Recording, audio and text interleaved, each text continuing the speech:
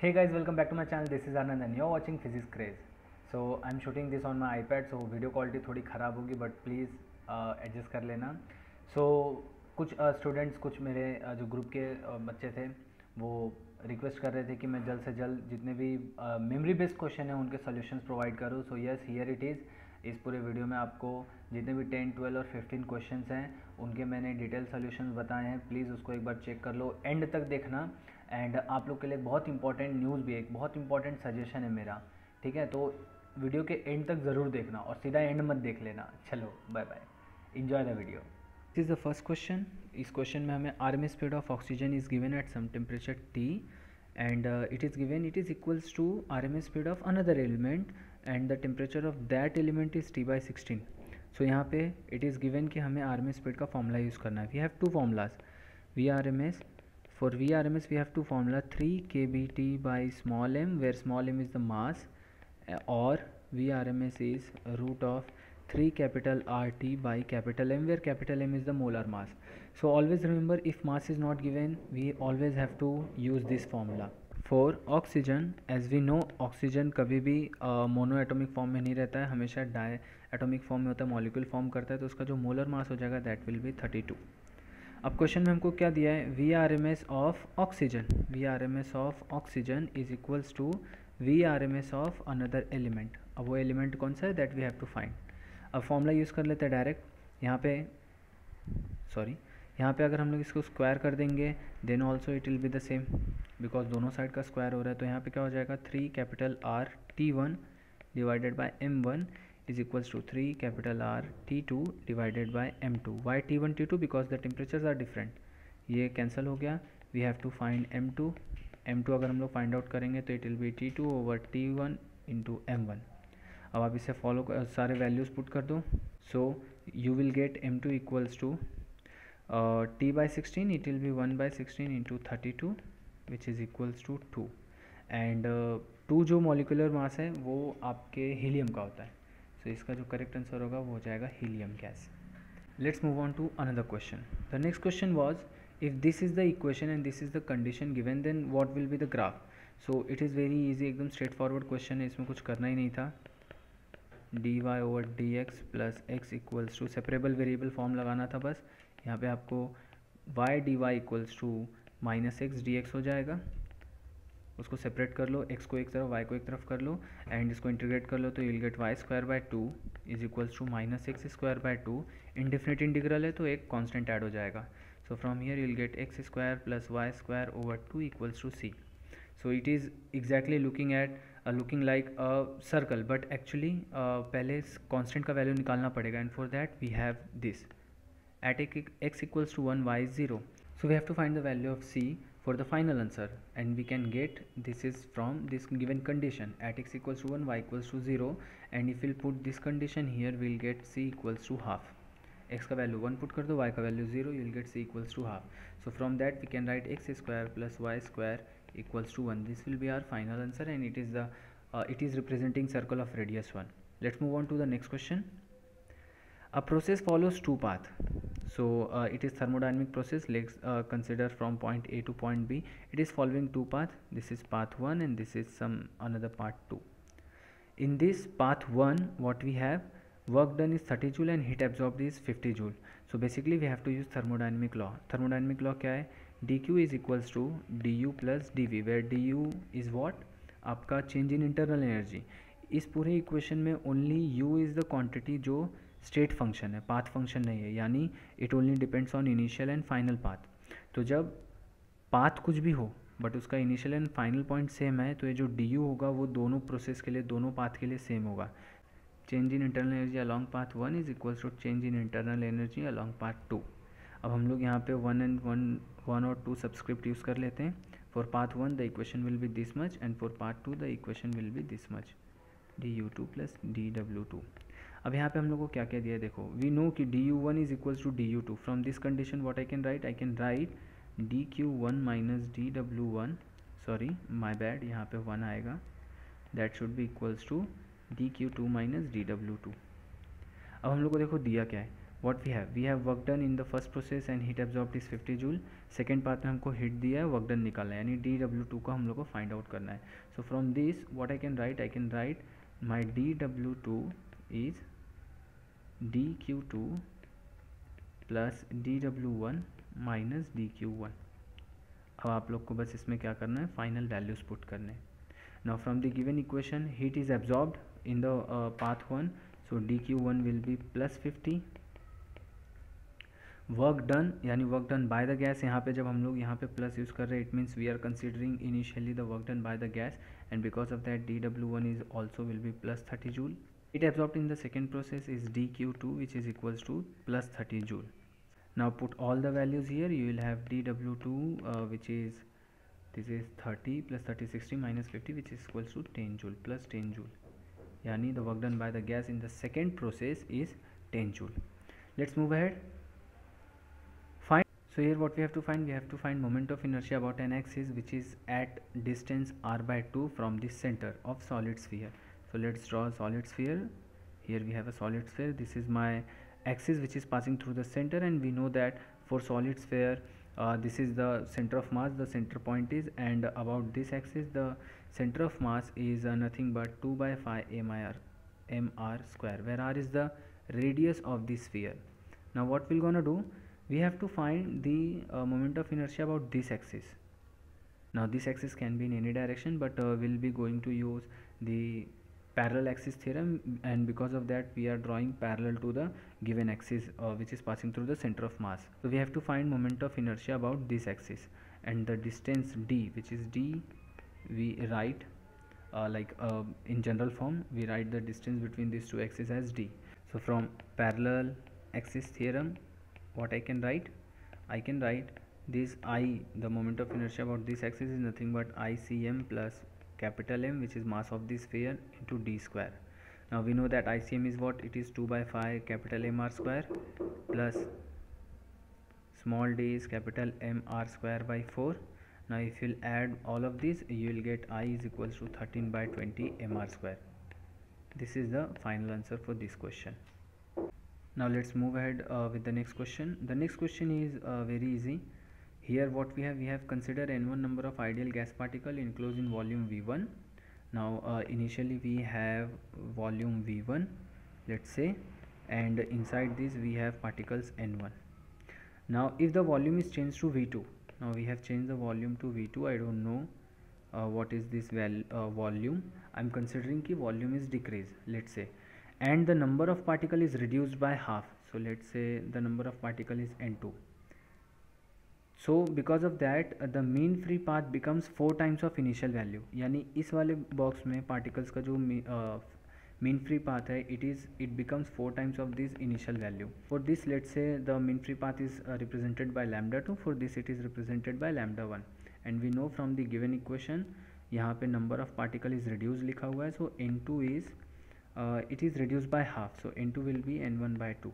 This is the equation which is given.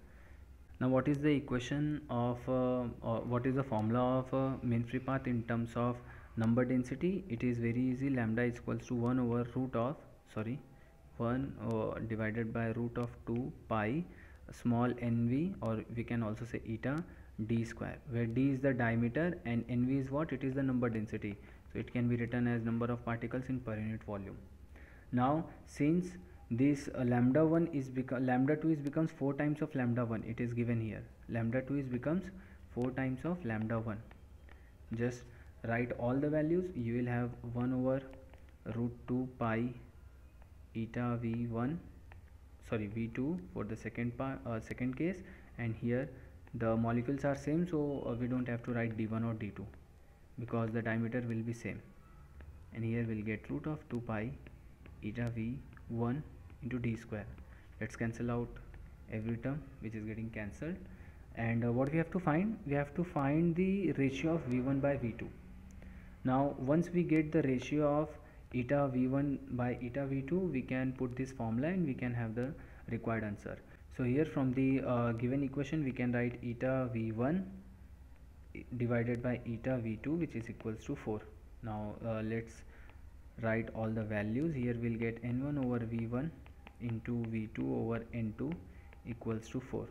Now put this relation here, you will get n1 by 2, which is something like 2v2 by v1 equals to 4. So v1 by v2, it will become 1 by 2, which is 0.5. So this will be the answer. Pardon me for any calculation mistake, but the concept will be the same. Let's move ahead with the next question. Now this is very simple question. Here we have a polynomial which is having power 6 and one root is given, which is z equals to 2. What will be the product of other 5 roots? So it is very easy. Whenever we have any polynomial, sum of roots is given by minus 1 power n b by a, simply, where n is what? N is the power of that polynomial, the highest power of the polynomial, and product of roots are given by product of roots मतलब those point जहाँ पे आपका equation 0 को satisfy कर रहा है. So product of roots are given by D by A, where D is what? D is the last number. Here D is this the last number with the sign and A is the coefficient of this highest power, whatever term you are having in highest power, उसका जो coefficient है it is A. So it is given कि the product is, we can write from the equation the product is minus 16. Now the product of roots means z1, it is not complex, z1 into z2 into z3 into z4 into z5 into z6. We're gonna have 6 roots. Why? Because the polynomial is of order power 6, so it will be minus 16. Since z1 is 2, so we can say the product of all the remaining 5 roots will be minus 16 by 2, which is equals to minus 8. So the answer will be minus 8. Now let's move ahead with the next question. Here this is very simplest question. Here these gates are called XNOR gates. These gates are called XNOR gates. Now if we have two inputs, like for XNOR gates, if we have two inputs A and B, so the output will be A dot B plus A bar dot B bar. Remember, this is got the logical equation we use to represent XNOR gates. So यहाँ पे देखो, यहाँ पे हम लोग direct बोल सकते हैं कि यहाँ पे जो A है वो ये है, B ये है, दो input. So B is 0 here B is 0 because it is connected to grounded, और A तो A है, तो यहाँ पे इसका आउटपुट क्या हो जाएगा गाइस?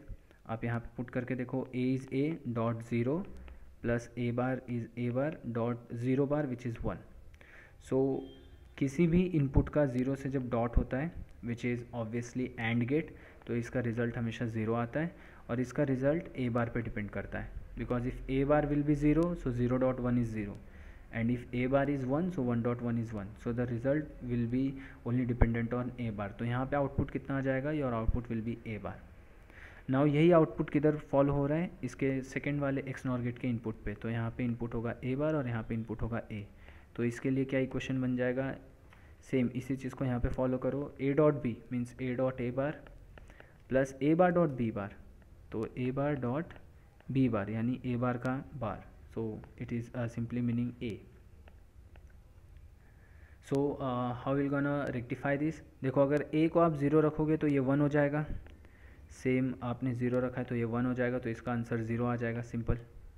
और अगर आपने A को 1 रखा है तो A बार 0 हो जाएगा सिंपली, तो इसका आंसर भी 0 आ जाएगा. तो it means what you will gonna have here, you will gonna have 0 as output. तो यही आउटपुट आगे फॉलो होगा. This is 0, this is A. देखो ये चीज़ फिर हो गई ना रिटर्न. जो हम लोग ने पहले वाले XNOR गेट में किया था वही लास्ट वाले XNOर गेट में आ गया. तो हम लोग को पता है पहले वाले का आंसर A बार था, तो इसका भी आउटपुट A बार हो जाएगा. So this will be the correct answer for this question. Let's move head. अगर आपको किसी भी क्वेश्चन से रिलेटेड कोई भी डाउट होगा प्लीज़ कमेंट बॉक्स में बताना मुझे. Let's move head with the next question. It is very easy question, although it looks very drastic, और ऐसा लगता है कि हाँ बहुत लेंदी होगा, बट एक्चुअली बिलीव मी, मैंने अपने लेक्चर्स में बताया, whenever you are having negative feedback, whether it is positively feedback और नॉट, अगर नेगेटिव फीडबैक है तो ऑलवेज VGC इज़ अप्लाइड. आप यहाँ पे VGC अप्लाइड करो. VGC का मतलब क्या होता है कि the potential which is at this point and this point will be same.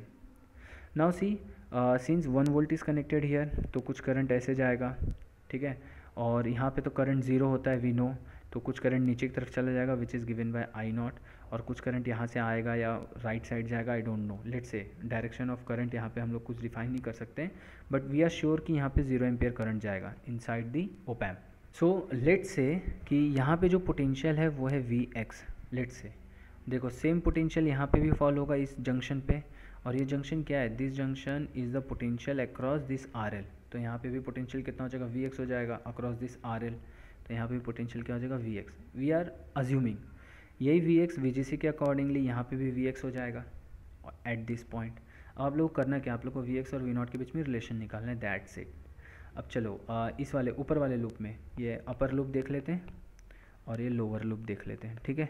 यहाँ पे हम लोग को KCL यूज़ करना है। देखो वी एक्स ये वाला लूप जो है, ठीक है। यहाँ पे हम लोग को क्या मिल जाएगा, अपर लूप में क्या मिल जाएगा इस अपर लूप में, will gonna have V x minus zero, it is grounded, ठीक है, this is ground, this is grounded. So V x minus zero divide by one plus V x minus V not divide by one, ये मैंने सब करवाया हुआ है अपने lectures में। So here will get 2vx equals to V not where vx is nothing but V not by two, yes, यानी output V not is basically output. अब इसी को हम लोग ये लोअर वाले सर्किट में यूज़ करते हैं। सो यहाँ पे लोअर वाले के लिए अगर आप KCL यूज़ करोगे तो क्या हो जाएगा, वी एक्स माइनस वन, देखो ये V x minus one divide by one, क्योंकि रेजिस्टेंस है 1 के, प्लस अब ये डाउनवर्ड साइड का देखो, वी नो कि करंट आई नॉट है but we have to find this value, हम लोग को वैल्यू पता नहीं है। Will gonna continue with this, V x minus grounded है तो zero divide by R L plus V x minus, अब इधर आउटपुट की तरफ V x minus V not divide by one which is equals to zero. हम लोग को answer क्या मिलेगा finally, will gonna have answer 2vx plus V x over R L minus V not is equals to 1. Now what we are having vx equals to v naught by 2 और RL का value 1.5 दिया हुआ है। यहाँ पे let's consider अलग अलग value था for 1.5, let's solve it. So यहाँ पे हम लोग को क्या मिल जाएगा, if will gonna put the values here, so here this will become v not which will be v not plus vx over RL minus v not equals to 1. So this and this will get cancel, so vx will be 1 into RL basically. Vx कितना हो जाएगा, 1 into RL हो जाएगा। RL का value हम लोग ने 1.5K लिया हुआ है, तो बेसिकली ये ऐसा दिख रहा है कि it is multiplied by resistance, but actual में इसका जो डायमेंशन होगा वो वोल्टेज का ही आने वाला है। तो if now this two equations you only need, this is equation 1 and this is equation 2। According to this equations आपके जितने भी ऑप्शंस थे, I don't remember the option exactly, क्योंकि मेरे ग्रुप में जितने क्वेश्चंस आए उस हिसाब से मैंने सबको सॉल्व करने की कोशिश की है, तो सारे ऑप्शंस नहीं थे। बट या only using this two equation you can solve all the options. आप सारे ऑप्शंस चेक कर सकते हो, क्योंकि यहाँ से वी एक्स का वैल्यू मिल जाएगा और यहाँ से वी नॉट का वैल्यू मिल जाएगा। One more thing, I naught का वैल्यू चाहिए रहेगा तो so I naught is basically V X by R L, simple. So if you are having the value of Vx, you can easily find the value of I naught. So using these three equations you can check all the options that you had. Let's move on with the next question. हाँ, so ये question कैसा है, थोड़ा mechanics का था। Let's say कि we are having this coordinate system X Y Z like this. Initially what is given, it is given कि we are having a particle of mass m which is moving with some velocity v, not v naught, some velocity v in I cap direction, you can see here, and the particle b which is having mass 2m is at rest. So यहाँ पे इसकी initial velocity 0 है. This is before condition. Now after condition what we have, it is given in the question कि after the collision, elastic collision basically, the word is very important, elastic collision के बाद जो particle a है it is moving with some velocity va, not v naught, sorry, it is moving with velocity va in j cap direction, it means in y cap direction. See this can only be possible जब a और b का head on collision नहीं हो रहा हो, थोड़ा किसी angle पे कोलिजन हो रहा है, यानी आप बोल सकते हो कि जो आपका ए है वो इसके हेड पे ऊपर या नीचे की तरफ कहीं स्ट्राइक कर रहा हो, एकदम सामने सामने स्ट्राइक कर रहा होगा, तो ऐसा कभी कंडीशन नहीं बनेगा. That's why what will going to consider कि if a particle is going in J cap direction, तो इनका कोलिजन जो होगा वो कभी हेड ऑन नहीं होगा, and because of that B particle जो है किसी एंगल पे मूव कर जाएगा. तो आई एम कंसिडरिंग कि बोल सकते हैं with respect to X axis the angle is theta and the mass is 2m. after the collision इसका जो velocity है, velocity of this particle 2m is vb given. So what we can say, along x axis the velocity will be v cos theta, along y axis the velocity will be vb sin theta. Now rest is very easy, since the collision is elastic तो energy और momentum दोनों conservation लगेगा, तो momentum conservation हम लोग use कर लेते हैं, momentum conservation. Now you have two ways, या तो आप डायरेक्ट वेक्टर फॉर्म में यूज़ कर लो या तो एक्स और वाई एक्सिस में सेपरेटली यूज़ करो. So I am gonna use separately, like for X axis and for Y axis. Let's say for X axis हम लोग मोमेंटम कंजर्वेशन यूज़ करेंगे. सो इनिशियल मोमेंटम क्या था एक्स एक्सिस के लिए, M V, which is the momentum of this particle A. Particle B rest पे था तो इनिशियली उसका मोमेंटम ज़ीरो हो गया. After collision A particle Y direction में जा रहा है तो एक्स में कोई भी वेलोसिटी नहीं होगी तो इसका मोमेंटम हो गया ज़ीरो. 2m पार्टिकल जो है बी पार्टिकल है उसकी वेलोसिटी एक्स डायरेक्शन में वी बी कॉस थीटा है तो we can write 2m V B cos theta which is in positive direction. So from here we can write V B cos theta is nothing but v by 2. Now let's solve for y-axis also. For y-axis also before after वाला condition होगा. Before कोई भी particle y-axis में नहीं था, y-axis में दोनों की वेलोसिटी ज़ीरो थी तो 0 + 0 विल बी इक्वल्स टू. अब यहाँ पे a पार्टिकल की वेलोसिटी अपवर्ड डायरेक्शन में है तो यहाँ पे हो जाएगा M V A, but b particle की वेलोसिटी डाउनवर्ड डायरेक्शन में तो हो जाएगा -2m V B sine theta. Yes, so from this we can write VB sin theta. VB sin theta is nothing but VA by 2. Now you have two equations, दोनों को square करके add कर दो. You will gonna have VB square is equals to V square plus VA square by 4. अब आपको जो भी relation दिया होगा उस रिलेशन को इसमें पुट करना है and you will gonna have the final answer. अब इसके बाद भी अगर आप लोग के पास कोई ऐसा वैल्यू है जो रिमेनिंग नहीं है तो यहाँ पे एनर्जी कंजर्वेशन लगा देना. Total energy before collision should be equals to total energy after collision. तो वहाँ पे आप लोग के पास ऐसा आ जाएगा. टोटल एनर्जी बिफोर कोलिजन थी half M V square plus ये पार्टिकल तो रेस्ट पे था zero. Total energy after collision क्या हो जाएगा, half M V A square plus half into 2m V B square. ये इक्वेशन यूज़ करना. और अगर कोई मतलब अननोन टर्म है तो यहाँ से वो रिप्लेस हो जाएगा and you will gonna have the value of K. I guess के का वैल्यू यहाँ पे पूछा हुआ था तो ये दो इक्वेशन आपको यूज़ करने हैं. You will gonna have the final answer, final result for your question. Let's move ahead. अगर नहीं दिखा होगा तो देखो ये दो इक्वेशन हम लोग को यूज़ करने हैं. Let's move ahead with the next question. It is very easy question. 2x2 matrix था, ट्रेस था 6, डिटर्मिनेंट था 8. सो कोई भी मैट्रिक्स हो वी नो कि उनके आइगन वैल्यूज़ होते हैं. सो 2x2 मैट्रिक्स है तो λ1 λ2 लेट से 2 आइगन वैल्यूज़ ही होंगे. ट्रेस क्या होता है, trace are nothing but sum of the eigen values which is 6. Determinant क्या होता है, it is product of the eigen value. अब आप लोग को दो ऐसे नंबर चूज़ करने हैं, रियल नंबर जिसका सम 6 हो और प्रोडक्ट 8 हो. We know 4 and 2. 3 2 6 भी होता है बट 3 2 6 होता है, हमको तो 8 चाहिए. So 4 2 will be 8 and 4 + 2 will be 6. ये आंसर आ जाएगा आप लोग का. Let's move ahead with the next question. In 2D harmonic oscillator जो कि फ्रीक्वेंसी ओमेगा दिया हुआ है constant, if 20 non interacting spin half particles दिया हुआ है. सो वी नो कि it will obey Pauli's exclusion principle. तो हर एक एनर्जी स्टेट में हम लोग दो पार्टिकल फिल कर सकते हैं, एक अप स्पिन के साथ और एक डाउन स्पिन के साथ. Find the ground state energy in terms of h cut omega. Now सबसे पहले तो आपको ये पता रहना चाहिए कि 2D हार्मोनिक ऑसिलेटर के लिए एनर्जी क्या होता है. देखो 1D हार्मोनिक ऑसिलेटर के लिए एनर्जी का फॉर्मूला क्या होता है, n+12 h कट ओमेगा. ठीक है, इसी को जनरलाइज करके हम लोग 2D के लिए भी लिख सकते हैं. फॉर 2D En क्या होता है, nx + ½ h cut omega x plus ny + ½ h cut omega y. ये जनरलाइजेशन है, यही फाइनल आंसर भी आता है. अगर आप लोग को कोई और भी एक्सप्रेशन में इसका फॉर्मूला पता होगा वो भी करेक्ट होगा, मैं नहीं बोल रहा हूँ गलत है, बट ये सबसे जनरल तरीका इसको याद रखने का. नाउ वी नो कि ओमेगा दोनों के लिए सेम है तो एच कट ओमेगा यहाँ पे क्या कर लो, आउटसाइड ले लो. So you will gonna have nx + ny + 1 H cut omega. ये आपका फाइनल आंसर है. अब आप लोग को यहाँ पे एनर्जी ग्राउंड स्टेट में टोटल एनर्जी का वैल्यू निकालना है. सबसे पहले तो आपको 20 जो स्पिन हाफ पार्टिकल्स हैं उनको फील करने हैं. अब यहाँ पे देखो जो एनर्जीज़ हो सकती है, एनर्जीज़ के वैल्यूज़ क्या क्या हो सकते हैं, H cut omega, 2 H cut omega, 3 H cut omega. क्यों ऐसा, क्योंकि आप nx ny और 1 तो मतलब खुद ही इंटीजर है, nx और ny 0 से लेके कोई भी नंबर ले सकते हैं बट इंटीजर्स.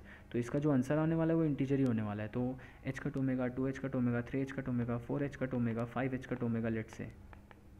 ये सबसे सिंपलेस्ट तरीका है ये फाइंड आउट करने का कि एनर्जी स्टेट्स करेक्ट हम लोग फील कर रहे हैं या नहीं. क्योंकि आप अगर ऐसे 0 0 1 0 ऐसे कंसिडर करने जाओगे तो कभी कभी कुछ एनर्जी स्टेट्स लीव हो जाते हैं, मतलब हमारे हाथों से, मतलब दिमाग से स्लिप हो जाता है।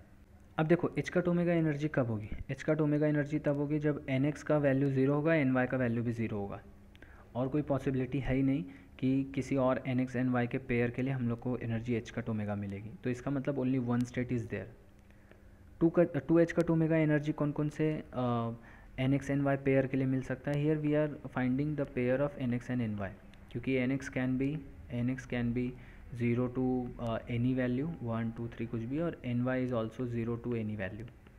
तो हम लोग यहाँ पे what we are doing, we are just finding the pairs जिसके लिए total energy 2h cut omega होगी। So here we can write 0,1, ये भी 2h कट ओमेगा देगा। 1,0 डीजेनरेसी होगी, ये भी 2h कट ओमेगा देगा। और कोई है क्या? और कोई पॉसिबल तरीका नहीं है।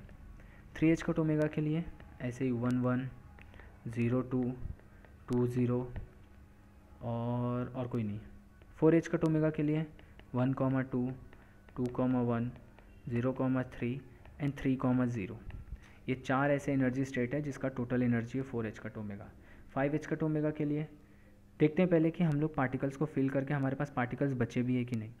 सो यहाँ पे एज वी नो कि the particle are spin half, तो हर एनर्जी स्टेट में 2 पार्टिकल आएंगे। तो यहाँ पे 2 पार्टिकल, यहाँ पे 2 2 4 पार्टिकल्स, यहाँ पे 2 2 2 6 पार्टिकल्स, यहाँ पे 2 2 2 8 पार्टिकल्स। तो हो गए टोटल 20 पार्टिकल्स। तो हमें इस 5h कट ओमेगा की ज़रूरत ही नहीं है, वी डोंट नीड दिस। अब यहाँ पे आप लोगों को करना क्या है, देखो 2 particle H cut omega state में है, 4 पार्टिकल 2h कट ओमेगा में है, 6 3h कट ओमेगा में, और 8 4h कट ओमेगा में। तो जो टोटल एनर्जी होगी ई एन वो कितना हो जाएगी, 2h cut omega plus 4 into 2h cut omega plus 6 into 3h cut omega plus 8 into 4h cut omega. Now the total answer will be 60h cut omega. Now my suggestion is कि ये सिर्फ 10 12 और 15 कुछ ऐसे question हैं, और भी 4-5 question हैं जो मेरे पास है, बट उनके सोल्यूशन पे मैं वर्क कर रहा हूँ। Actually I have test tomorrow, assignments वगैरह, इसलिए मैं ज़्यादा टाइम नहीं दे पाया।